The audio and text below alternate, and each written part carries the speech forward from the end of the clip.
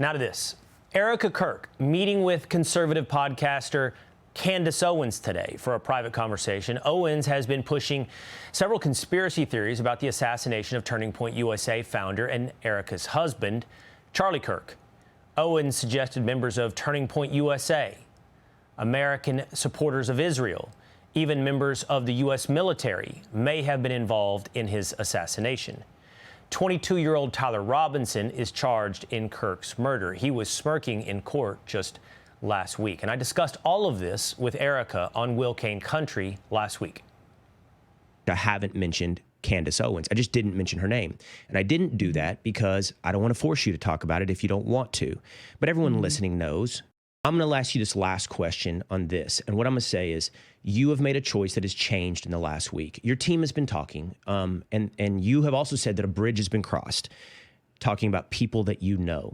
What I'm curious about, Erica, is going forward, will you and the team, do you think you will talk about it more? The chatter will always be there, regardless. What? If we spent all of our time going through every single accusation, we'd get nothing done at the office. Nothing. We were told that if we said stop, they would stop. And we said stop. And I'll say it again. Please stop. Joining me now is Fox News contributor Jason Chaffetz. Jason was at Utah Valley University when Charlie was killed. Jason, this Candace Owens, Erica Kirk, Candace Owens, Turning Point USA, back and forth has been going on now for a couple of weeks. Does it surprise you now that all of a sudden Erica has agreed to sit down today with Candace Owens? It's a little surprising. It's disappointing that it's had to come to this because the unrelenting perpetuation of these, somewhat radical conspiracy theories, I think has taken its toll. And it seems very selfish on the part of Candace Owens, who wants clicks and more viewers, and she wants to essentially monetize this.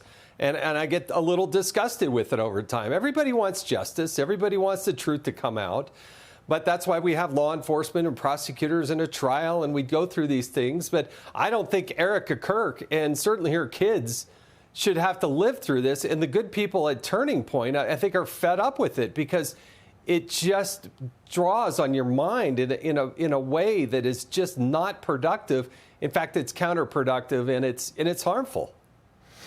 You know, Jason, I will admit to you and to the audience that I haven't put in the hours and hours and hours of content consumption that's required to understand everything that has been alleged by Candace Owens. I really should, at some point, to fully understand the ins and outs of this story.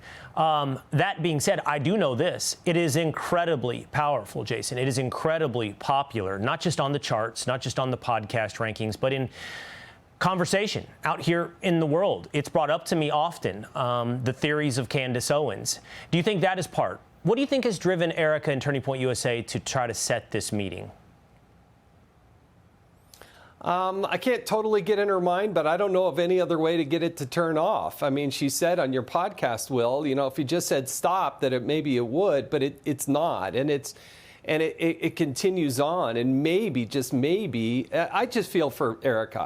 I don't think she has to go through this. She shouldn't have to relive this. Imagine the anxiety of having to go confront this person who really just is making stuff up in many cases, and certainly not vetting it to the point where it's ready for publication. She seems to put this out there in such rapid fire that, again, there's so many falsehoods that have now been demonstrated. There comes a point where you just don't believe her anymore. You can't even look at it because she continues to perpetuate so many falsehoods without actually backing it up with real facts. You know, you mentioned that Erica has said on my show and other shows she has asked and pled for it to stop. It has not yet stopped. You were there.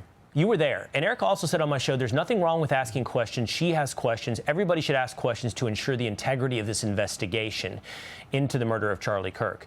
But you were there that day, Jason. That doesn't mean that you know everything about the investigation, but it does mean you bring a certain perspective to the assassination of Charlie Kirk. So what do you think about the investigation and the kind of things being said by Candace? I need law enforcement to do what we hired them to do. I believe in these people. I believe in the Utah County Sheriff. I believe in the FBI. I think Kash Patel and the group that he's leading there, they want the truth as much as anybody.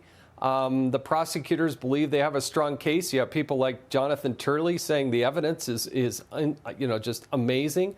Look, I was one of 3,000 people that were there and that are traumatized by this. I can still hear it. I can still see Charlie, falling back. I don't want to keep reliving this, but I want that memory of Charlie to be a real positive one.